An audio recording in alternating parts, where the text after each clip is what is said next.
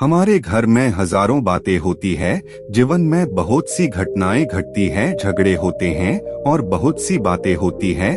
हम अनजाने में ही अपने झगड़े और घर की बातें किसी को भी बता देते हैं, बिना सोचे कि इसके क्या प्रभाव हमारी जिंदगी पर पड़ सकता है। हम हर बात सबको बता देते हैं और इससे क्या नुकसान होता है ये हम कभी नहीं सोचते। लेकिन जीवन बड़ा कठिन है और इस दुनिया में अच्छे से जीना है तो हर बात किसी को नहीं बताना चाहिए, क्योंकि सबके जीवन में जैसे भले सोचने वाले इंसान हैं, वैसा ही बुरा सोचने वाले इंसान भी है। हम सबके घर में कुछ न कुछ जरूरी बातें होते रहते हैं, जैसे माता पिता से बातें, आपने पत्नी से बातें, आपने बच्चों से बातें, आपने भाई बहन से बातें और घर की जो भी बातें होती है वह बात आपने परिवार के बीच ही रहना चाहिए, क्योंकि घर की बात जैसा पैसा की बात, कोई भी सुख दुख की बातें, कोई झगड़े की बातें आपने ही परिवार के अंदर ही रहना चाहिए। अगर ये सब बातें बाहर किसी को पता चलता है तो वह व्यक्ति इसका बड़ा फायदा उठा सकते हैं। इसलिए हमेशा घर की बातें किसी को नहीं बताना चाहिए। कौन कौन सी बातें जो किसी को नहीं बताना चाहिए वह हम इस वीडियो में जानेंगे, तो प्लीज वीडियो को बिना स्किप किए अंत तक जरूर देखें। एक बात जो लगभग सभी ने बचपन से सुनते आ रहे हैं कि धीरे बोलो कोई सुन ना ले, ये बात हम सबके कानों में पड़ी होगी और हमारे मुंह से भी निकले होंगे। लेकिन सोचने वाली बात ये है कि ये शब्द कब कब हमारे मुंह से निकलता है और कब कब हमारे कानों में पड़ता है, क्योंकि ऐसी काम ही गुप्त राज होते हैं जो हम दूसरों के कानों में पड़ने नहीं देना चाहते। अक्सर परिवार में अशांति का कारण हम खुद ही होते हैं। हम इस बात को देख पाए भले ना देख पाए, पर ये असल सत्य है, क्योंकि जाने अनजाने में खुद ही अपनी वो बातें दूसरे को बता देते हैं जो हमें कभी भी नहीं बताना चाहिए, और वही हमारे दुख की कारण बन जाता है, वही हमारे झगड़े का कारण बन जाता है। और फिर बाद में हमें पछतावा होता है कि मुझे ये बात किसी को बताना नहीं चाहिए था, मेरी गलती की वजह से मैंने जाने अनजाने ये बात सभी को बता दिया। इसलिए आज की जो भगवान बुद्ध की कहानी मैं आपको सुनाने वाला हूँ, उसे सुनने के बाद आपको 7 ऐसी बातें पता चलेगा जो आपको कभी किसी को नहीं बताना है। क्यों नहीं बताना है, इसके पीछे का तर्क भी आपको पता चलेगा। और इन 7 बातों के अलावा अगर आपको लगता है कि कोई बात ऐसी है जो इस कहानी में छूट गई है या नहीं बता पाया, तो कमेंट करके जरूर बताना। एक समय की बात है, एक नगर में पिकू नाम का एक लड़का रहता था। वह लड़का बहुत ही गरीब परिवार से था। कुछ पैसे नहीं थे उसके पास, 2 वक्त की दाल रोटी भी बड़ी मुश्किल से उसके नसीब होता था। वह लड़का किसी काम की तलाश में दिन रात खोज करने की बाद भी उसे कोई काम नहीं मिल रहा था। फिर वह लड़का अपनी पत्नी के सामने अपनी सारी परेशानी, सारी समस्या बता दी। उसने अपनी पत्नी को कहा कि मैं जिस जगह भी काम मांगने के लिए जाता हूँ तो हर कोई मुझे ये कहकर काम नहीं देता कि हमारे यह कोई काम की जगह खाली नहीं है। मैं बहुत काम ढूंढा फिर भी मुझे कोई काम नहीं मिला। मैं काम की तलाश करते करते थक चुका हूँ। मुझे समझ नहीं आ रहा है मैं तुम लोगों का पेट कैसे पलूं, ये परिवार कैसे चलेगी, अपने बच्चों को कैसे बड़ा करूँगा, और ये चिंता मुझे दिन रात खाए जा रहा है। ये सुनकर उसकी पत्नी ने कहा कि तुम एक आदमी के पास सिर्फ एक बार ही काम मांगने के लिए जाते हो और जब वह काम नहीं देता तो तुम दोबारा जाते तक नहीं हो। अगर उनसे काम लेना है तो तुम्हें हमदर्दी जतानी होगी, तुम्हें उनसे हमदर्दी हासिल करनी होगी, अपनी गरीबी दिखानी होगी, ताकि वह लोग तुम्हारी मजबूरी देखकर तुम्हें काम पर रख ले।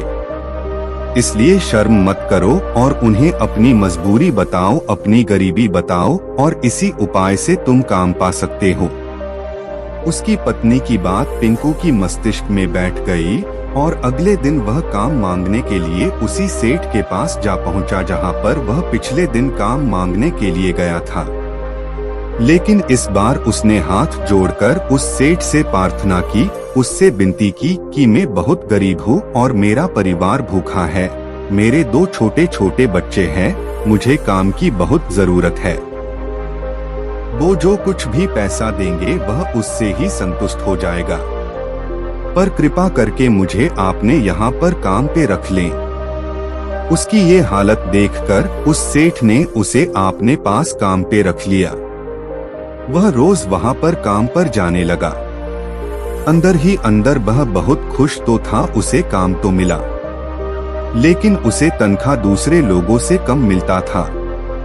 वही काम जो दूसरों लोग कर रहे थे उन्हें ज्यादा तनख्वाह मिल रहा था और पिंकू को कम तनख्वाह मिल रहा था। जब इसके बारे में सेठ से कहा तो सेठ ने कहा कि देखो भाई, तुम्हें काम की जरूरत थी और मैंने तुम्हें काम दिया। मेरा धन्यवाद करने की बजाय तुम मुझसे शिकायत कर रहे हो। ये कैसी इंसानियत है। ये सुनकर पिंकू वहीं पर चुप हो गया। बात कहीं ना कहीं सत्य थी। सेठ ने तो उसे मजबूरी के हिसाब से ही उसे काम दिया था और इसलिए वह उसे अपने अनुसार ही वेतन देता था। लेकिन धीरे धीरे ये बात अपने दोस्तों और अपने रिश्तेदारों को भी बताना शुरू कर दिया कि उसका सेठ कैसा आदमी है और उसे कितना वेतन देता था। समय बीतता गया और पिंकू पूरी लगन के साथ अपना काम करता था, लेकिन अब परिस्थितियां बदलने लगी थी। सेठ अब पिंकू से दूसरों लोगों से ज्यादा काम लेता था और उनसे कम तनख्वाह उसे देता था। ये बात पिंकी की मन ही मन में बहुत खटकती थी। वह दूसरों से ज्यादा मेहनत कर रहा है और उनसे कम तनख्वाह पा रहा है। इससे उसको अपने आत्मसम्मान को बहुत चोट पहुंची। अब धीरे धीरे उसका मन अब काम से हटने लगा। उसका मन काम में लगता ही नहीं था। जाहिर सी बात है कि ऐसा जगह किसका मन लगेगा जहां आदमी को अपने आत्मसम्मान के साथ समझौता करना पड़े। इसलिए जल्द ही उसने अपने काम को छोड़ दिया और वह घर पर आकर खाली बैठ गया। अब उसके पास घर का खर्चा चलाने के लिए भी पैसे नहीं बचे। इसलिए वह अपने रिश्तेदारों और अपने दोस्तों से सहायता मांगना शुरू कर दिया। लेकिन उसके दोस्त और उसके रिश्तेदार उसके सामने तो उसे दया की पात्र समझ देते थे, उसे दिलासा देते थे, लेकिन उसके पीछे उसका मजाक उड़ाते थे। वह कहते थे कितना बेवकूफ है, सेठ ने इतना काम लिया और बेचारे को पैसा भी नहीं दिया। अरे हम इसको पैसे दे दे तो ये कल हमारा भी पैसा वापस कर पाएगा। इसको पैसा देने की हालत है, काम तो इसके पास कुछ भी नहीं, पैसा कहाँ से लाएगा। और इसकी वजह से पिंकू की हालत दिन ब दिन खराब होती जा रही थी। अब वह दिन रात तनाव में रहने लगा। वही दोस्त, वही रिश्तेदार जो उसकी अपने होने का दिखावा करते थे और अब वो लोग भी उसे दया का पात्र समझते थे। उन्हें उसके ऊपर तरस आ रहा था। सब लोग आकर उसे ज्ञान तो बहुत देते थे, लेकिन कोई भी उसकी सहायता नहीं करता था। और अक्सर ऐसा ही होता है। ज्ञान देने वाले तो बहुत मिल जाते हैं, लेकिन मदद करने वाले, उंगली पकड़कर हाथ पकड़कर आगे ले जाने वाला कोई नहीं मिलता। एक दिन उसे पता चला कि पड़ोस के गांव में एक बुद्ध भिक्षु आया हुआ है जो बहुत ही ज्ञानी है। पिंकू इतना तनाव में था कि उसे कोई रास्ता ही नजर नहीं आ रहा था।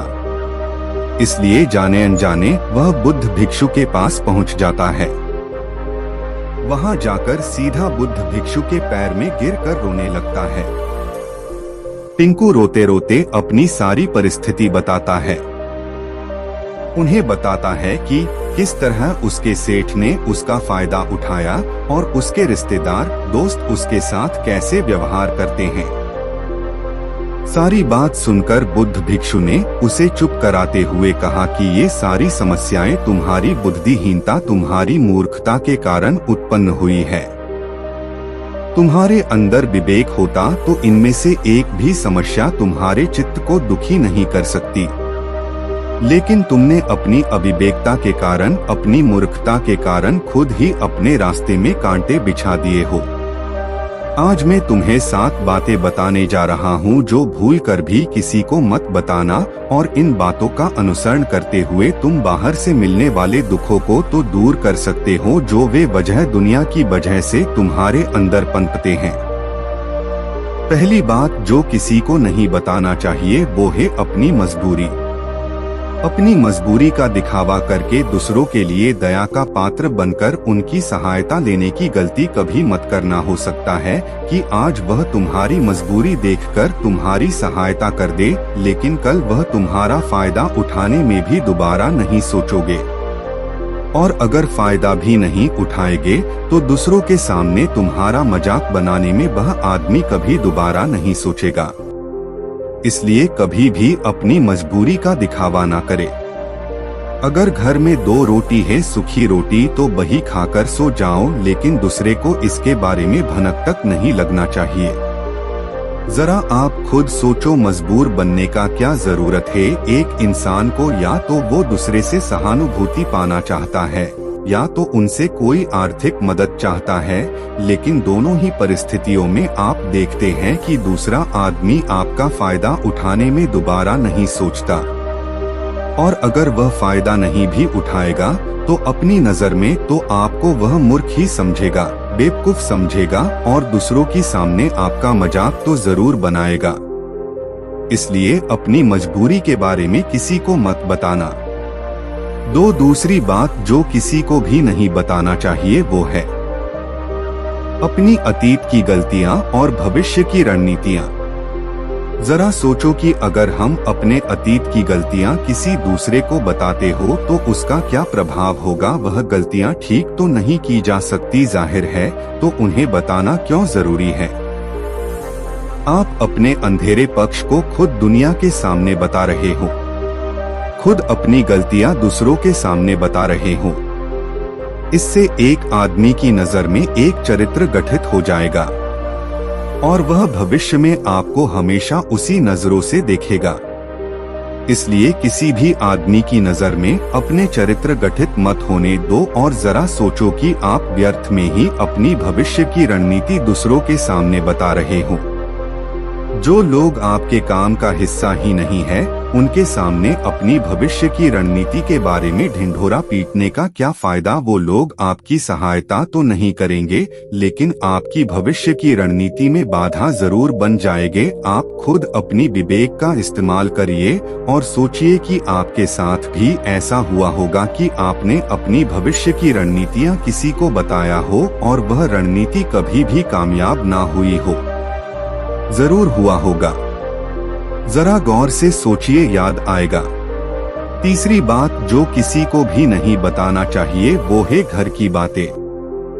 जो भी हमारे घर के अंदर आपस में बातचीत होती है, हमारे माँ बाप के साथ, हमारी पत्नी के साथ, हमारे बच्चों के साथ, हमारे भाई बहन की बात, वह बातें परिवार ही तक सीमित रहना चाहिए।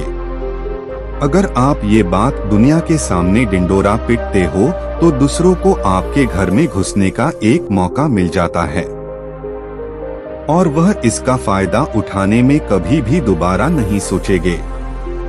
यह आपके परिवार के सदस्य को आपसे दूर लेकर जाने की कोशिश करेंगे।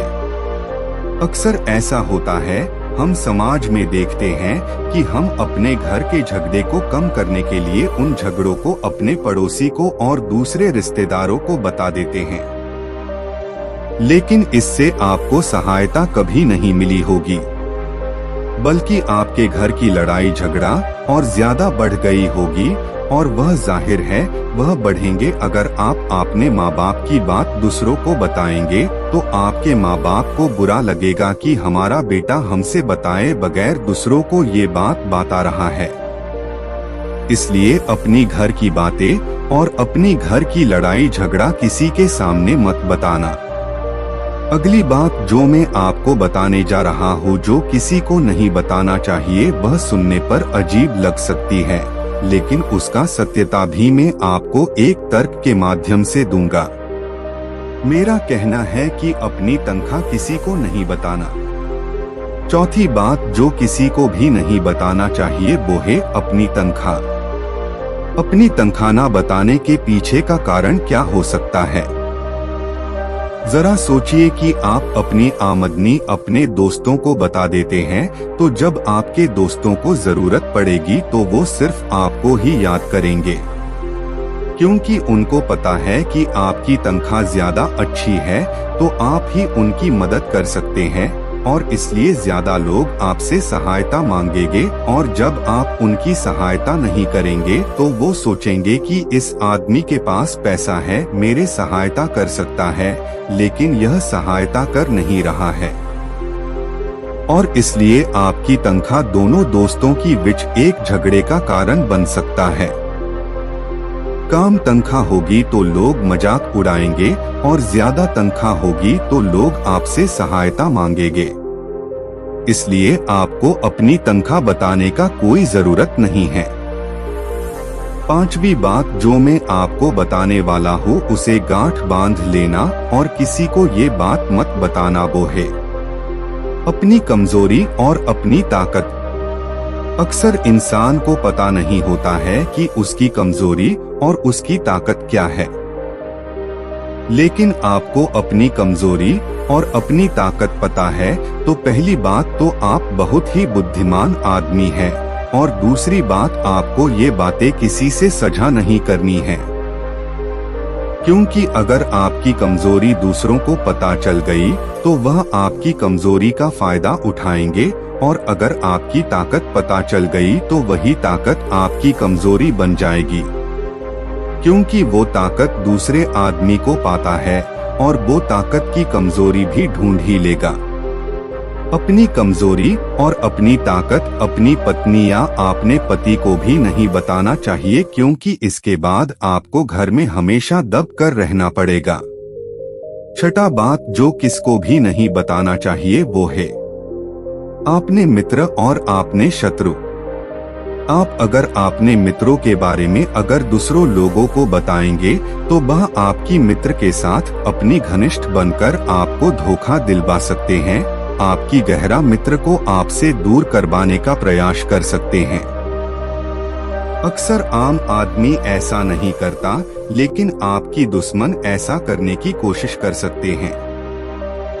और दूसरी तरफ आपकी शत्रु का भी किसी को नहीं पता लगना चाहिए, क्योंकि आज जो आपकी मित्र है अगर कल वह आपका दुश्मन हो गया तो वह आपकी दुश्मन के साथ ही मिलकर आपको परास्त कर सकता है, आपको धोखा दे सकता है।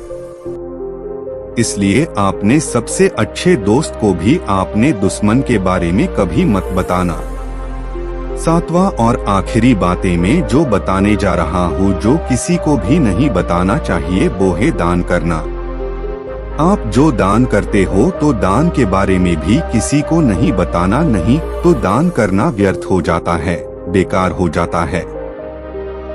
जब आप आपकी दान का डिंडोरा पीटते हो तो तब आप ये जताना चाह रहे हो कि मैं कितना बड़ा दानी पुरुष हूँ, और ये आपकी अंदर एक अहंकार निर्मित करेगा।